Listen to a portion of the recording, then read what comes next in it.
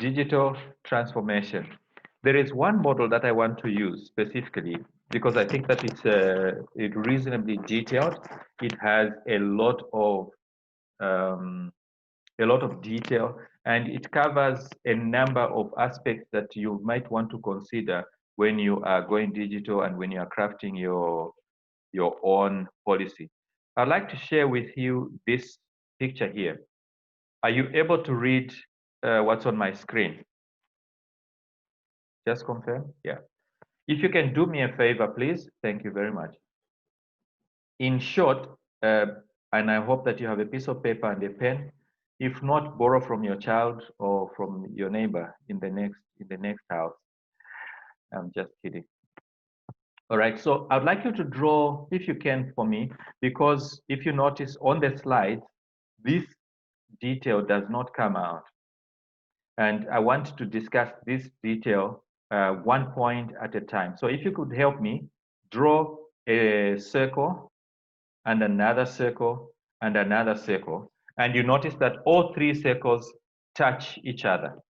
And then there's a center that affects all the three circles. And then there's some aspects of this that affect only this, some aspects of this that affect only that, some aspect of the people that affect the organization only. But then there are also these 2 points that affect all of the three specific areas. So we will break this model down, and in our discussion, we'll be looking at each of these points to see how this applies to you and how you can make this work for you as you consider going digital. Does that make sense?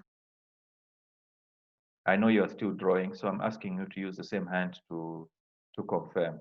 Okay, please, if you have finished, indicate to me that you have finished, because I do not know your artistic skills. I will not assume that everyone can do it in 1 second. So maybe some of you may need 35 minutes to draw these circles. No, I'm kidding. You just draw the circles. Don't put the details inside, and I'll tell you how we'll go about this. Just the circles. In this circle, please, if you want to be artistic, you may, but I would like you to draw, not to draw, to write the word organization in here. So, organization, you have 1 and 2.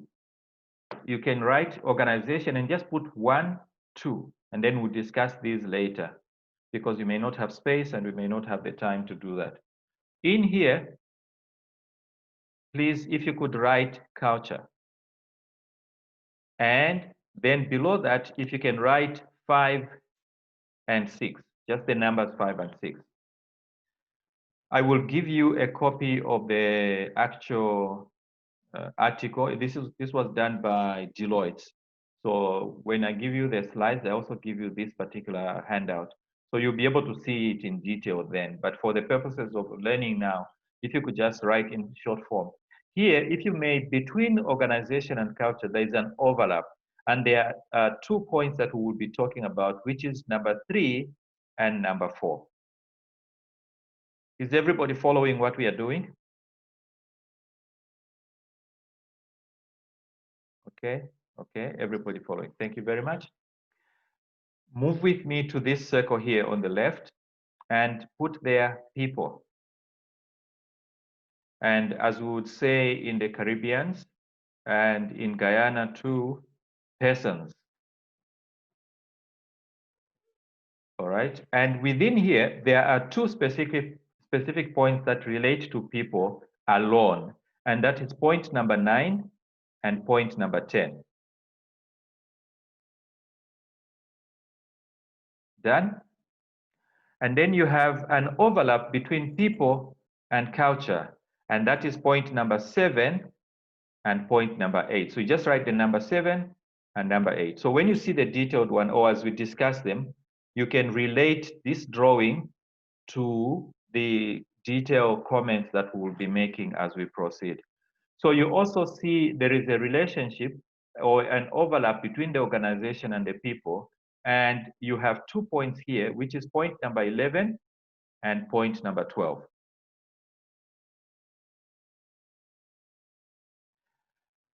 Central to all of these is the digital environment. which is in the middle here. And you have 2 points here that we'll be looking at, point number 13 and number 14. So we'll use these as a platform for us to have a conversation around how we would move ourselves from where we are to a digitized or an automated organization. So within the organization, before we move to the slide, you have one, it says scaling the edge of business or corporate venturing, maintaining partnerships and the ecosystem.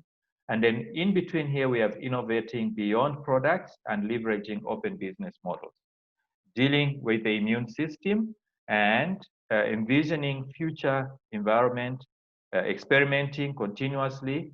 And then you have creating passionate pioneer culture, getting right mindsets. And then here you have motivating employees and you have introducing scalable learning. And then establishing the right employee mix and redesigning the workspace. This is important because we cannot achieve a digitized organization without having to redesign ourselves as entities. And here you are talking about ensuring the right digital infrastructure and then leveraging exponential technologies that may be available, right? Everybody happy with the drawing? I'm going to mark to see who has got the highest marks in art.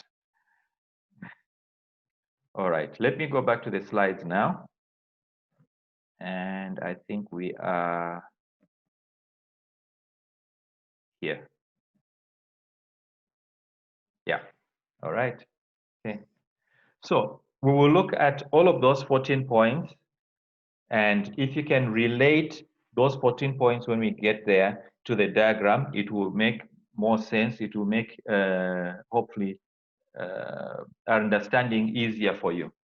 So what's digital transformation? My mic dropped. Let me just put it here in the button. Or so that I don't have to shout too much. Are you able to hear me? Thank you very much. So digital transformation, thank you, is a process. So it's not a once-off, it's not an event. It's a process where you take technology or digital technology and you incorporate it into your business. Here, when we say business, we're not necessarily talking about buying and selling. Obviously, we are talking about whatever it is that you do.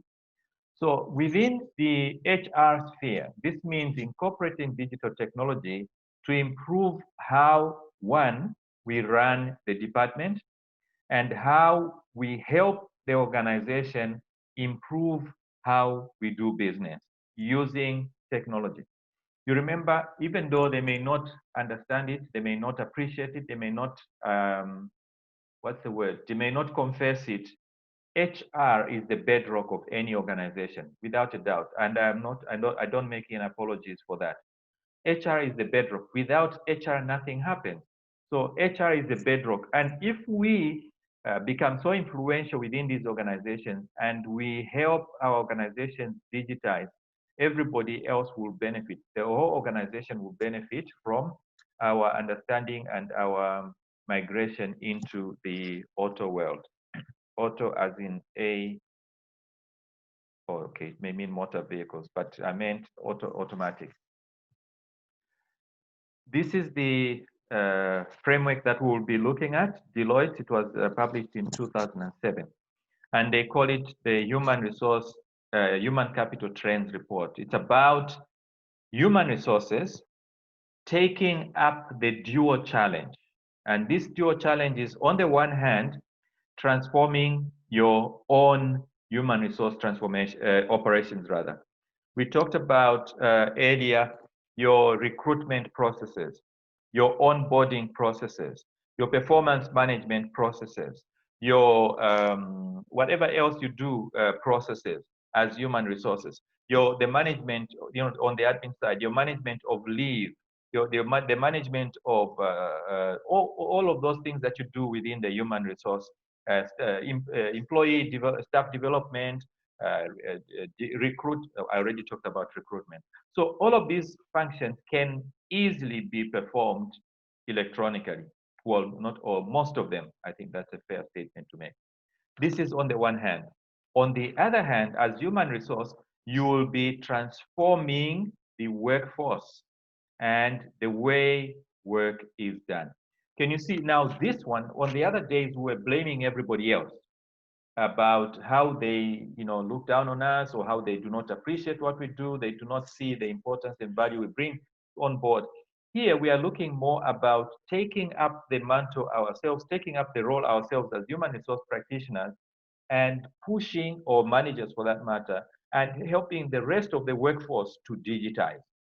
So this is incumbent on you. If not, it will not happen in the organization. You may not realize it, even though they do not acknowledge it, they actually do depend on you. That's the reason why any small thing that happens in their own department, they come running to you because they depend on you. So rather than human resource digital transformation being about HR, it's really a change that involves organizations as a whole. We metamorphosize from one place to another, and we evolve to the next.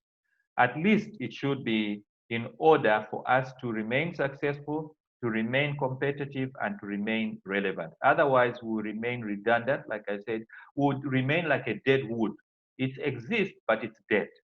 You cannot do anything with it except we use it maybe for firewood or furniture and something like that, right? So far, so good. Thank you very much. All organizations are in a race to digitize their office environment. Unfortunately, not everybody is moving at the same speed. Some are slow coaches and others are way ahead of others. All right. Companies need to remain competitive, and I like this phrase, future ready, to be able to tackle current economic, technological, political, and social challenges, and then make use of new opportunities for growth to optimize the scope for digitization. In order to achieve this, we need to tackle all of those. The four that are within that model that I showed you, the diagram that you have. So it's 3 circles and then the center one. The first is the organization, and we will discuss some points around that. A culture, we will discuss some ideas around that, people, and the digital environment. So if you are not one who is used to brainstorming and mind mapping, you might want to write it in the form of notes. You could write it like this. Mind mapping works for me, and that's why I gave you the diagram a little bit earlier.